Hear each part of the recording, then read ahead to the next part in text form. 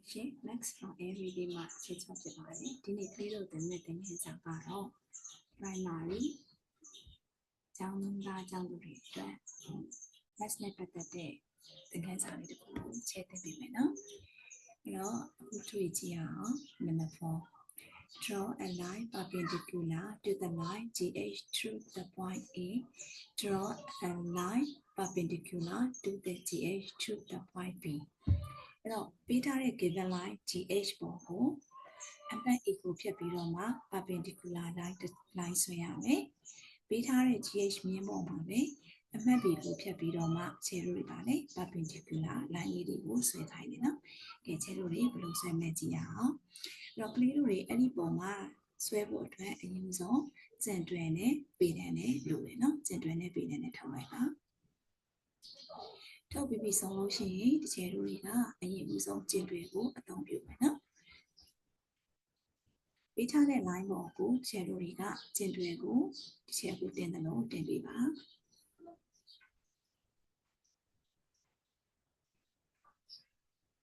perpendicular line လို့ပြောတာဖြစ်လို့ကြောင့်မလို့ပေးထားတဲ့ GH မြင်းပေါ်ကိုကျင်တွေလေးနဲ့တစ်ထပ်ထဲကြအောင်ထားပြရပါမယ်ထပ်ထဲကြအောင်တင်ပြရပါမယ်ဟုတ်ပြီနော်အဲ့ဒီကျင်တွင်လေးကိုလိုအပ်တယ်လို့တို့တွေဟိုဘက်ဒီဘက်ရွှေ့လို့ရတယ်ဟုတ်ပြီနော်ဒါပေမဲ့အောက်ခြေရဲ့ကျင်တွင်ရဲ့အောက်ခြေက line ပေါ်မှာတော့တစ်ထပ်ထဲကြနေရမယ်တစ်ထပ်ထဲကြပြီဆိုလို့ရှိရင်တော့သူကခြေတို့ကိုဘေးအမှတ်နဲ့ဖြတ်တဲ့မြေတကြောင်တို့တွေအရင်ဆွဲရအောင်ကဲရပြီကျင်တွင်ကိုလက်နဲ့တစ်ဖက်ကိုဖိထားပါတစ်ဖက်ကနေပြီးတော့မှသူ့ရဲ့မြင်းအတိုင်းလေးခြေတို့ကြီး line တစ် line ဆွဲချလိုက်ပါဘေးအမှတ်ကိုဖြတ်အောင်ဆွဲရပါမယ်ဒါဆိုရင် B ကိုဖြတ်တဲ့ perpendicular line တစ် line တစ်ခြေတို့ကျသွားပါပြီကဲအဲ့ဒီနည်းကဆိုလို့ရှိရင်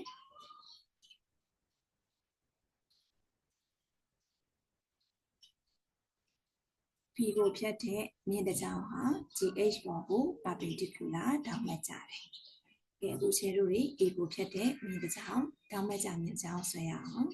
။ကလေးတို့ရဲ့ကျန်တွယ်ကိုဒီတစ်ခါအောက်ခြေကိုလမ်းလိုက်ပါ။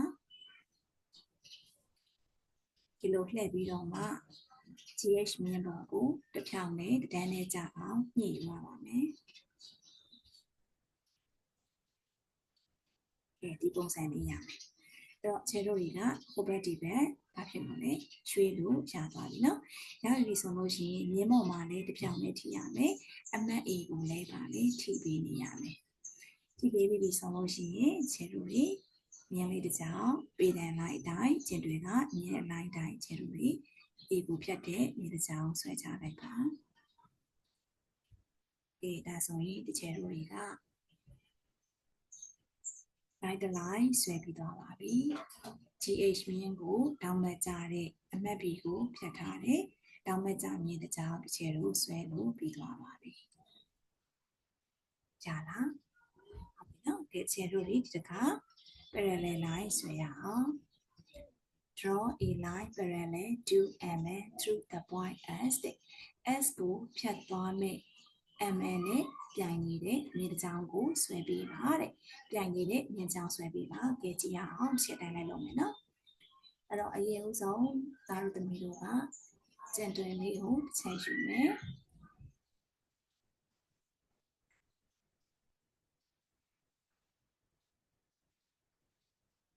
ဟုတ်ပြီနော်အဲ့ဒီကျန်တွင်မြင်းလေးကဘယ်လိုရှိရမလဲဆိုလို့ရှိရင်ဒီချေတို့ ML မြင်းနဲ့တစ်ပြောင်နဲ့ရှိနေရမယ်ထက်တဲ့မကြောက်ဆိုရင်နည်းနည်းလေးညှိယူမယ်ဟုတ်ပြီကဲဒါဆိုရင်တို့တွေကတစ်ထက်ထဲကြားလောက်ပြီလားဟုတ်ပြီနော်ကြားလောက်ပြီဆိုလို့ရှိရင်ပေတံကိုယူပါ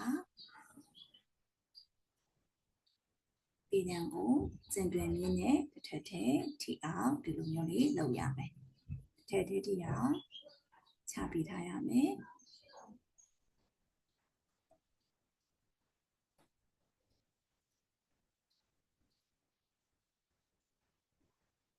ဟုတ်ပြီလိုအပ်တယ်လို့ဆယ်လိုလေးကိုပဲဒီပဲရွှေ့မယ်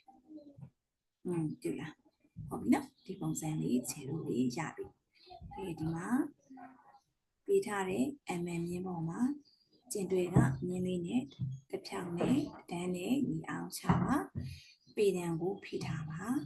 ပြီးရင်ကျင်တွင်လေးကိုဆယ်တို့လေးလိုသလိုအပေါ်အောင်ရွှေ့သွားမယ်ဟုတ်ဆယ်တို့လေးရွှေ့လိုက်တဲ့အခါမှာ S ကိုဖြတ်နေတဲ့နေရာရောက်မယ်ဆိုလို့ရှိရင်ကျင်တွင်ကိုအညီယူပြီးတော့မှမြင်းတစ်ချောင်းဆွဲလိုက်ပါ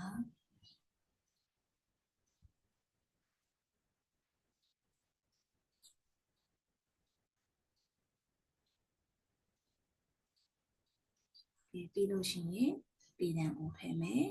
ကျင်တွင်ကိုဖယ်လိုက်ပါကဲဒါဆိုလို့ရှိရင် S ကိုဖြတ်သွားတဲ့ mm ပြီးရင် mm မြင်းကိုပြိုင်တယ်မြင်းတစ်ချောင်း S ကိုဖြတ်တဲ့ parallel ဖြစ်တဲ့မြင်းတစ်ချောင်းကိုခြေလို့ဆွဲလို့ပြီးသွားပါပြီ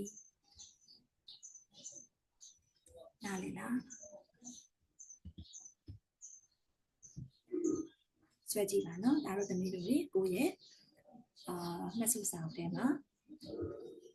parallel line နဲ့ perpendicular line လေးတွေကိုဆွဲကြည့်ပါနော်။နောက်ထပ်သင်ခန်းစာမှာထပ်တွေ့ကြမယ်။ Bye bye